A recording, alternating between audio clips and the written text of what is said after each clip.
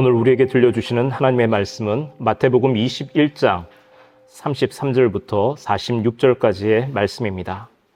공동체 성경 읽기로 이 말씀을 봉독할 때 살아계신 하나님의 음성으로 들으시길 바랍니다.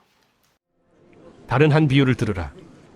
한 집 주인이 포도원을 만들어 산 울타리로 두르고 거기에 즙자는 틀을 만들고 망대를 짓고 농부들에게 세로 주고 타국에 갔더니 열매 거둘 때가 가까움에 그 열매를 받으려고 자기 종들을 농부들에게 보내니 농부들이 종들을 잡아 하나는 심히 때리고 하나는 죽이고 하나는 돌로 쳤거늘 다시 다른 종들을 처음보다 많이 보내니 그들에게도 그렇게 하였는지라. 후에 자기 아들을 보내며 이르되 그들이 내 아들은 존대하리라 하였더니 농부들이 그 아들을 보고 서로 말하되 이는 상속자니 자 죽이고 그의 유산을 차지하자 하고 이에 잡아 포도원 밖에 내쫓아 죽였느니라. 그러면 포도원 주인이 올 때 그 농부들을 어떻게 하겠느냐? 그 악한 자들을 진멸하고 포도원은 제때 열매를 바칠 만한 다른 농부들에게 새로 줄지니이다. 너희가 성경에 건축자들이 버린 돌이 모퉁이의 머릿돌이 되었나니 이것은 주로 말미암아 된 것이요 우리 눈에 기이하도다 함을 읽어본 일이 없느냐? 그러므로 내가 너희에게 이르노니 하나님의 나라를 너희는 빼앗기고 그 나라의 열매 맺는 백성이 받으리라. 이 돌 위에 떨어지는 자는 깨지겠고 이 돌이 사람 위에 떨어지면 그를 가루로 만들어 흩으리라. 대제사장들과 바리새인들이 예수의 비유를 듣고 자기들을 가리켜 말씀하심인 줄을 알고 잡고자 하나 무리를 무서워하니 이는 그들이 예수를 선지자로 알미었더라. 이 말씀은 하나님의 말씀입니다.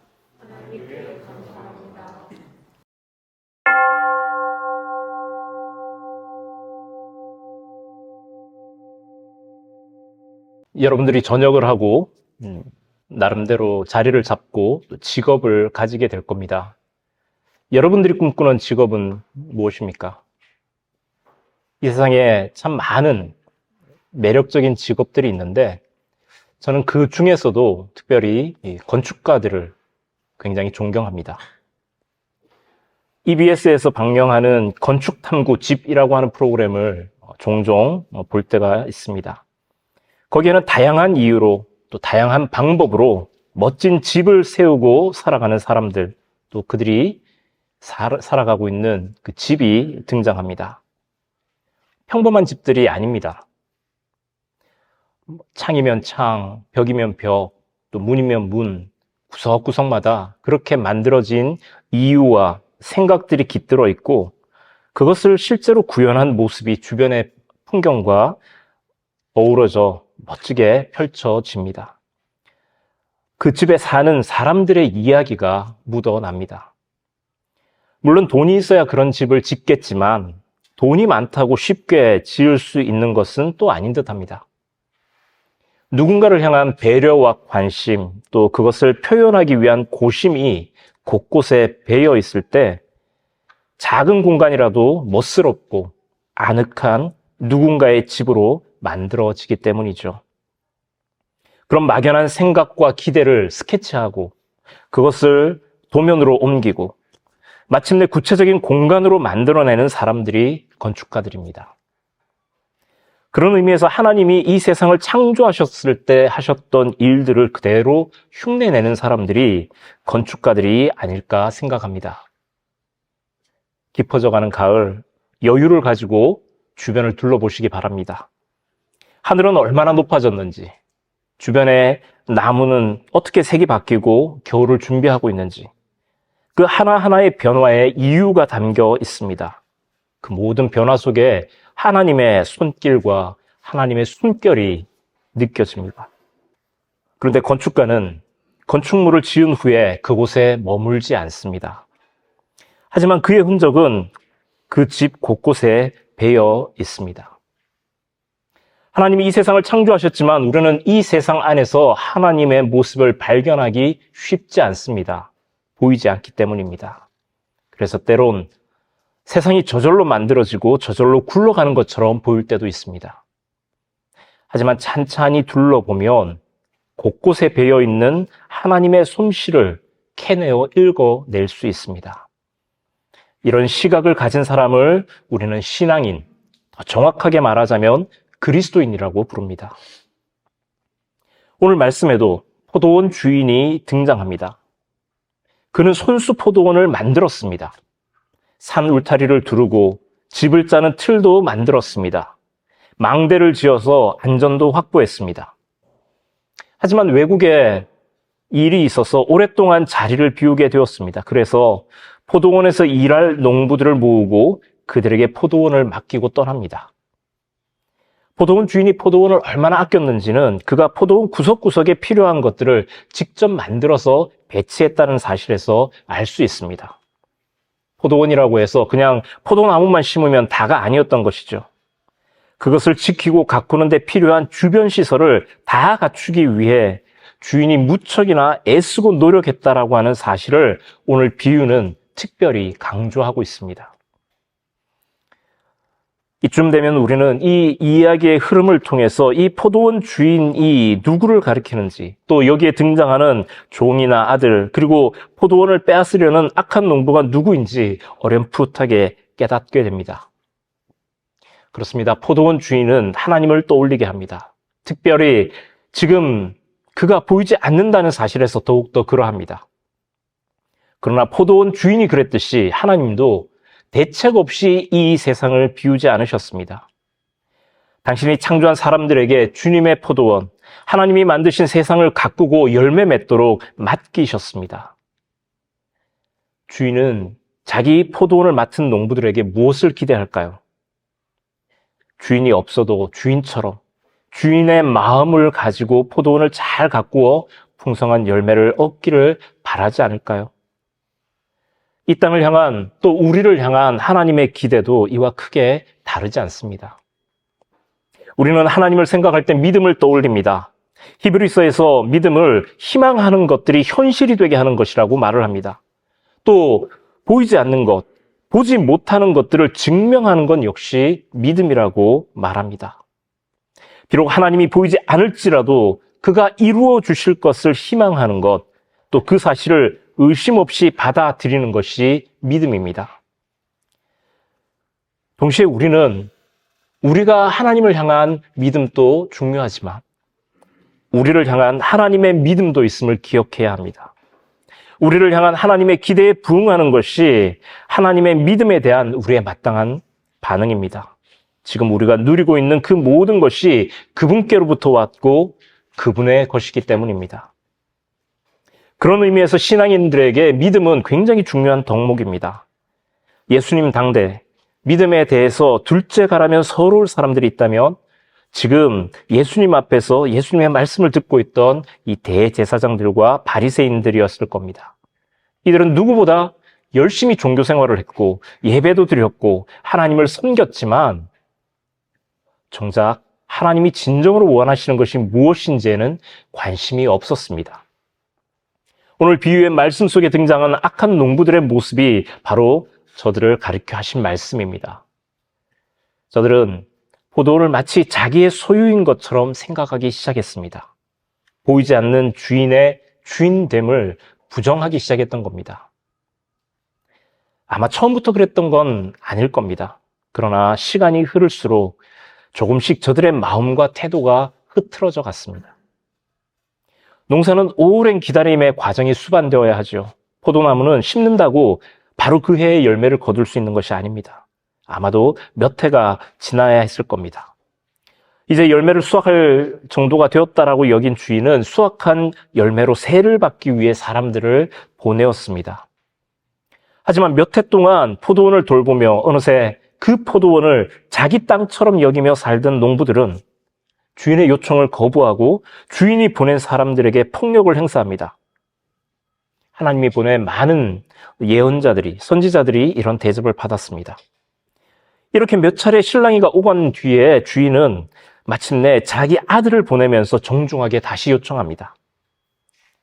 그러나 포도원을 독차지하고 싶었던 농부들은 오히려 상속자인 아들이 잘 왔다라고 생각을 하고 그 아들을 죽여서 포도원을 강탈하려고 했습니다. 농부들이 왜 이런 마음을 품게 되었을까요?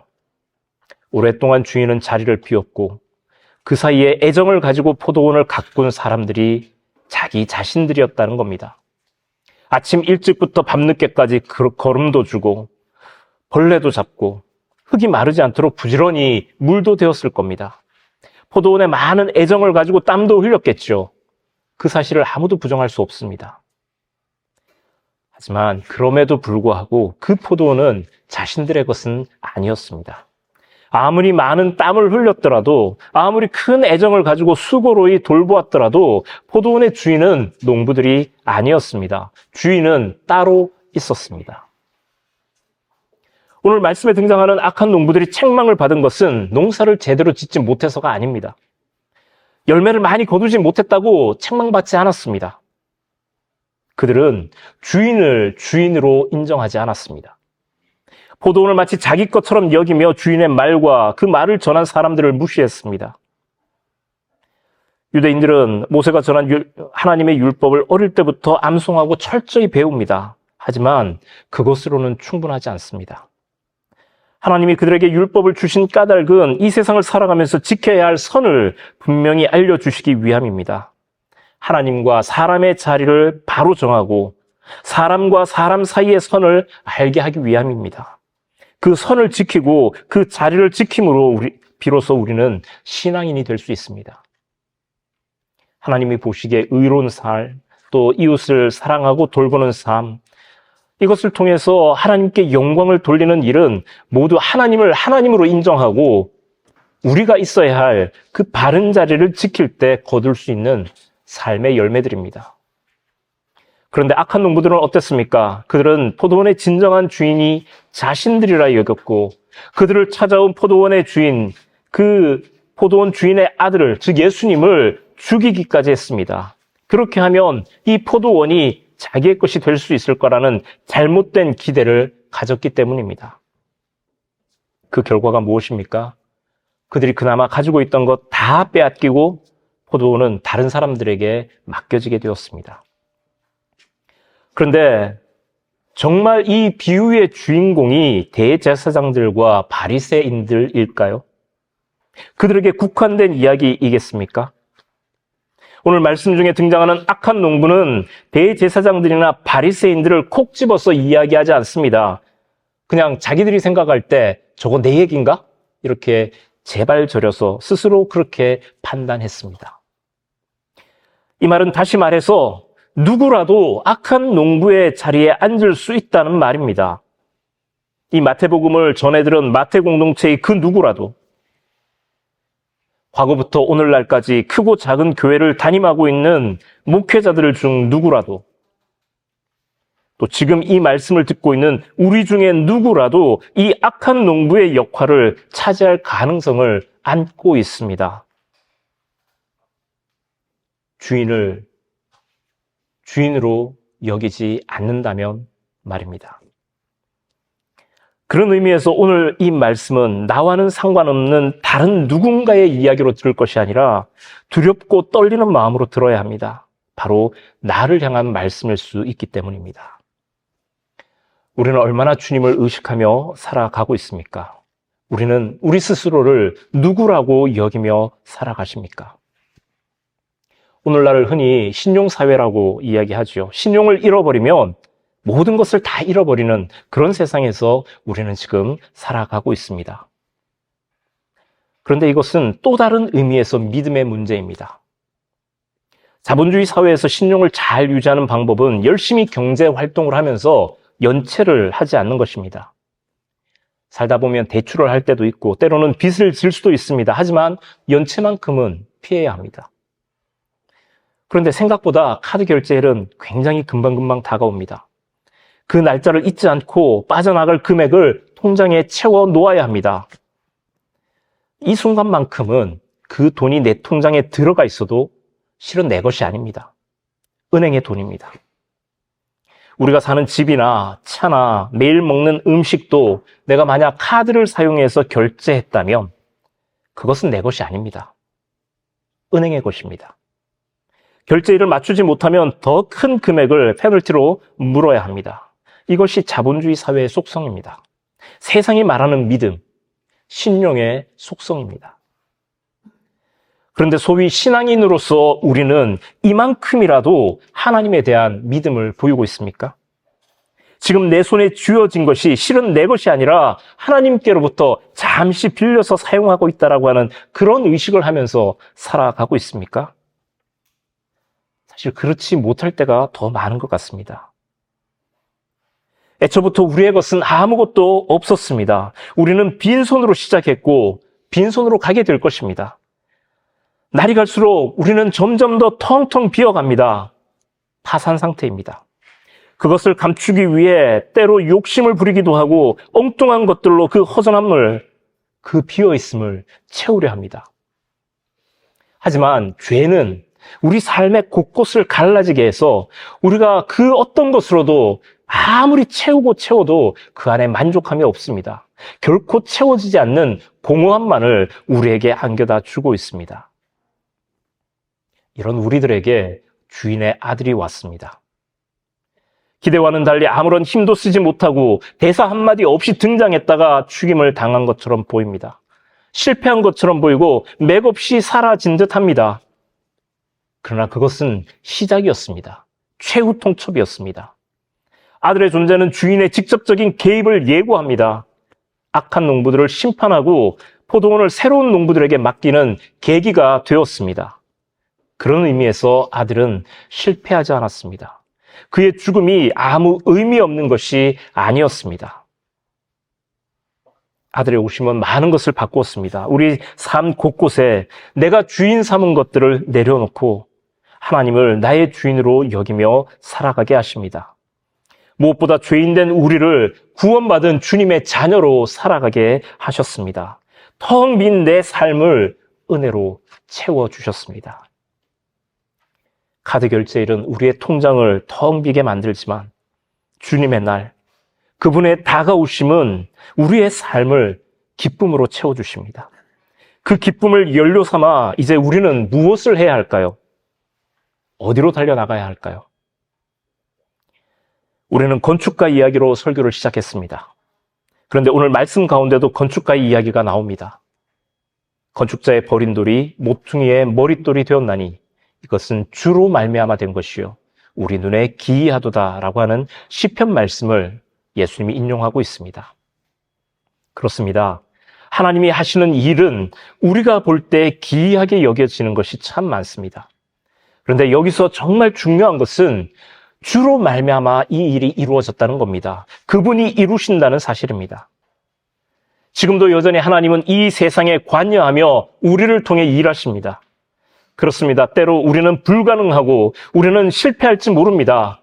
버려진 것처럼 여겨질지도 모릅니다. 그러나 그것이 끝이 아닙니다. 그 실패와 어려움, 그 좌절을 하나님은 모퉁이의 머릿돌로 삼으실 수 있습니다. 여기서 필요한 것은 그분의 임재 앞으로 한 걸음 더 가까이 나아가는 것입니다.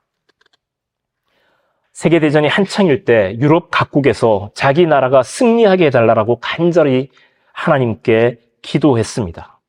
하나님을 우리 편으로 삼기 위해서였죠. 이럴 때 하나님은 어느 편을 들어야 할까요? 아마 이긴 편이 내 편, 이렇게 생각하는 분이 있을지 모르겠습니다. 그런데 사실은 이렇게 기도하는 것은 전형적으로 자기 중심적인 기준으로 하나님을 자리매김하는 것입니다. 하나님, 내가 여기 서 있으니까 내게로 와서 내 편이 되어 주십시오라고 하는 말, 하나님을 움직이려고 하는 그런 기도입니다. 오늘 말씀이 우리들에게 들려주는 바는 그 반대로 움직이라는 것입니다. 지금도 주님은 편을 가르지 않고 모든 사람들을 향해 뚜벅뚜벅 다가오십니다. 중요한 것은 우리의 걸음입니다. 오시는 주님을 향해 반대 방향으로 도망갈 것인지, 옆길로 셀 것인지, 아니면 똑바로 나에게 다가오시는 주님을 향해 나아갈 것인지, 우리의 자리에서 하나님께로 나아가야 합니다. 오늘 이 자리에 오신 분들은 바로 그 걸음을 옮기신 분들입니다. 하나님 앞에서, 그리스도 안에서 하나님을 하나님 되게, 하나님의 주인 되심을 인정하며 살아야 합니다. 그럴 경우 우리의 기도 역시 바뀌게 되겠죠. 하나님을 우리 편으로 끌어들이려는 것이 아니라 우리가 하나님 편에 서게 해달라고 그렇게 기도하며 움직여야 마땅합니다. 오늘도 주님은 한 사람을 찾으십니다. 포도원을 맡아 가꿀 그 한 사람을 찾으십니다. 솜씨 좋은 농부, 또 경력이 오래된 농부를 원하시는 것이 아닙니다. 숙련된 베테랑만을 고집하지 않으십니다. 주인이 보이든지 보이지 않든지 한결같은 마음으로 자기 자리를 지키며 주인의 포도원을 가꾸고 돌볼 사람을 찾으십니다. 그 주님 앞에 우리 나아가십시다. 속히 달려가십시다. 저와 여러분들을 향한 하나님의 기대는 아직도 유효합니다. 불이 꺼지지 않았습니다. 우리를 향한 하나님의 믿음 앞에서 신실한 말과 행동으로 응답하는 저와 여러분들이 되시길 소망합니다. 날마다 주님으로 가득 찬 날을 살아가는 우리가 되기를 원합니다. 기도하겠습니다. 우리 삶의 주인 되시는 하나님, 내가 주인 삼은 모든 것 다 내려놓고 주님 앞으로 나아갑니다. 하루하루 살아가며 내 주위에 놓인 주님의 흔적을 되새겨보며 주님의 손 안에서 살아가고 있는 우리를 되돌아보게 하여 주옵소서. 우리의 열심과 열정에 집중하기보다는 하나님의 뜻이 어디 있는지를 물으며 매 순간 주님 계신 곳으로 올바른 방향으로 달려나가는 저희들 되게 하여 주옵소서. 그래야 텅 빈 채 갈 곳 몰라 방황하던 우리의 마음과 우리 삶의 여정이 주님 한 분만으로 가득 채워질 수 있도록, 그 안에서 참된 안식과 평안을 찾을 수 있도록 인도하여 주시옵소서. 예수님의 이름으로 기도드립니다. 아멘.